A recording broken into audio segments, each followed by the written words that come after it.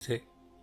والد بچپن میں ہی انتقال کر گئے تو ان کی والدہ نے انہیں تعلیم و تربیت کے لیے اپنے بھائی بابا فرید کے پاس چھوڑ دیا اور واپس ہرات چلی گئیں۔ بابا فرید نے حضرت صابر کو لنگر کا نگراں بنا دیا، جہاں وہ روحانیت کے حصول کے لیے مجاہدات کے علاوہ بابا صاحب کے لنگر اور درویشوں کی خدمت میں مصروف رہتے۔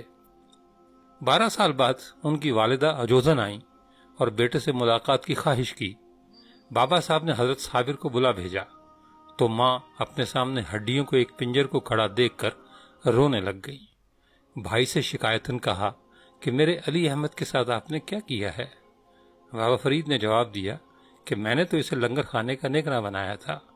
جب نقاہت اور کمزوری کی وجہ پوچھی گئی تو حضرت صابر نے جواب دیا کہ آپ نے لنگر کی تیاری اور تقسیم کا حکم دیا تھا، کھانے کا نہیں۔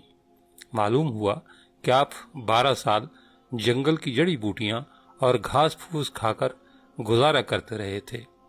بابا فرید نے آپ کو سینے سے لگایا اور صابر کی خطاب کے علاوہ اپنی خلافت بھی عطا کی۔ اب حضرت صابر کی والدہ کو ان کی شادی کی فکر ہوئی۔ بھائی سے ان کی بیٹی کا رشتہ مانگا تو بابا فرید نے کہا کہ صابر کو شادی اور دنیا کا ہوش نہیں، لیکن بہن کا اصرار حد سے بڑھا تو اپنی بیٹی خدیجہ بیگم عرف شریفہ کا نکاح آپ سے کر دیا۔ جب آپ اپنے حجرے میں تشریف لے گئے تو وہاں روشنی اور ایک عورت کو بیٹھا دیکھ کر حیران رہ گئے۔ آپ نے پوچھا تم کون ہو؟ دلہن نے جواب دیا آپ کی بیوی ہوں۔ یہ سن کر آپ نے فرمایا یہ کیسے ممکن ہے کہ ایک دل میں دو کی محبت کو جگہ دوں؟ میں تو ایک کو جگہ دے چکا، دوسرے کی قطعاً گنجائش نہیں۔ آپ کی زبان سے یہ الفاظ نکلتے ہی حجرے میں آگ کا ایک شعلہ نمودار ہوا اور دلہن کو جلا کر راکھ کر دیا۔ آپ چونکہ خلیفہ اکبر تھے اس لیے بابا فرید نے آپ کو دہلی کی خلافت عطا کی، لیکن حکم دیا کہ پہلے ہانسی جانا اور شیخ جمال الدین ہانسوی سے اپنے خلافت نامے پر مہر تصدیق لگوا لینا۔ آپ اجودھن سے روانہ ہو کر ہانسی پہنچے۔ حضرت جمال الدین ہانسوی اپنی خانقاہ کے دروازے پر استقبال کے لیے آئے، لیکن آپ اپنی ڈولی پر سے نہ اترے اور سیدھے اندر تشریف لے گئے۔ حضرت جمال الدین ہانسوی کو آپ کی یہ ادا پسند نہ آئی۔ تعظیماً مسند صدارت پر بٹھایا، لیکن آداب درویشی کے خلاف عمل پر دل میں برا بنایا۔ دونوں نے مل کر نماز مغرب ادا کی۔ نماز کے بعد حضرت صابر نے سند خلافت پیش کی اور مہر ثبت کرنے کا مطالبہ کرتے ہوئے دہلی روانگی کا ارادہ ظاہر کیا۔ اس وقت اندھیرا تھا اور چراغ موجود نہ تھا۔ حضرت جمال الدین ہانسوی نے مہر ثبت کرنے میں تعمل کیا۔ بہرحال چراغ لایا گیا، لیکن اتفاقاً ہوا کا ایک جھونکا آیا اور چراغ بجھ گیا۔ حضرت نے آپ سے کہا کہ چراغ بجھ گیا ہے اور اندھیرا بہت ہے، اس لیے خلافت نامے پر صبح دستخط کر دیے جائیں گے۔ حضرت صابر نے کہا اندھیرا کہاں ہے؟ یہ کہہ کر انہوں نے اپنی انگلی پر پھونک ماری تو انگلی روشن ہو گئی۔ حضرت جمال الدین ہانسوی نے یہ صورتحال دیکھی تو سند خلافت حضرت صابر کے ہاتھ سے لے کر پھاڑ دی اور فرمایا دہلی آپ کے جلال کی تاب نہیں لا سکتا، آپ تو ایک پھونک سے شہر جلا کر راکھ کر دیں گے۔ حضرت جمال الدین کی اس بات پر حضرت صابر نے جلال میں فرمایا آپ نے میری سند خلافت چاک کی ہے، میں آپ کا سلسلہ طریقت چاک کرتا ہوں۔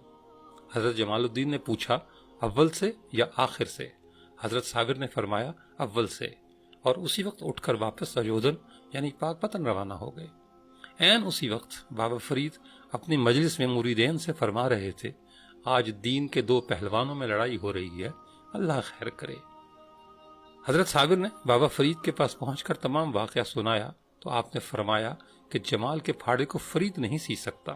پھر پوچھا تم نے سند خلافت پھاڑے جانے پر کیا کہا؟ بتایا کہ میں نے ان کا سلسلہ طریقت پھاڑ دیا۔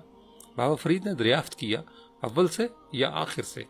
حضرت صابر نے کہا کہ اول سے۔ بابا فرید نے یہ سن کر کہا کہ اللہ کے پہلوانوں کا تیر خطا نہیں جاتا، لیکن خیر گزری کہ تم نے اول کہہ دیا، آخر سلامت رہا۔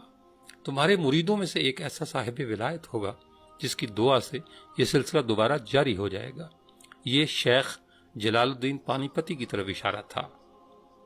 پھر حضرت صابر نے جو کہا اس کا نظارہ سب نے دیکھا۔ حضرت جمال الدین ہانسوی کے بڑے صاحبزادے صاحب علم و کمال تھے، لیکن دیوانے ہو گئے۔ چھوٹے بیٹے برہان الدین تمام عمر اپنے والد کی زیر تربیت رہے۔ جب حضرت جمال الدین ہانسبی کی وفات کا وقت آیا تو آپ دوسری تمام باتیں ٹھیک کرتے تھے، لیکن جیسے ہی بیٹے کو خلافت دینے کی بات شروع کرتے زبان ساتھ نہ دیتی، اور یوں وہ اپنا ورثہ خلافت کسی کو منتقل کیے بغیر ہی دنیا سے رخصت ہو گئے۔ بابا فرید نے حضرت صابر کو کلیر کی خلافت عطا کر دی۔ کلیر ان دنوں علم کا شہر کہلاتا تھا۔ نماز جمعہ کے وقت جامع مسجد کے سامنے 400 ڈولیاں آ کر رکتی، بڑے بڑے صوفیہ، علماء اور امیر افراد ان سے اترتے اور مسجد میں اپنی خریدی ہوئی جگہ پر جا کر بیٹھ جاتے۔ حضرت صابر نماز کے لیے گئے تو اگلی صف میں جا بیٹھے، لیکن تھوڑی دیر بعد اس جگہ کے مالک نے آ کر آپ کو اٹھا دیا۔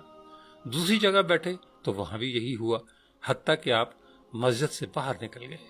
یہ کئی بار ہوا۔ آپ نے قاضی شہر اور شہر کے بڑے لوگوں کو نصیحت کی، لیکن جب کوئی نتیجہ نہ نکلا تو مایوس ہو کر اپنے مرشد بابا فرید الدین کو خط لکھ کر مشورہ طلب کیا۔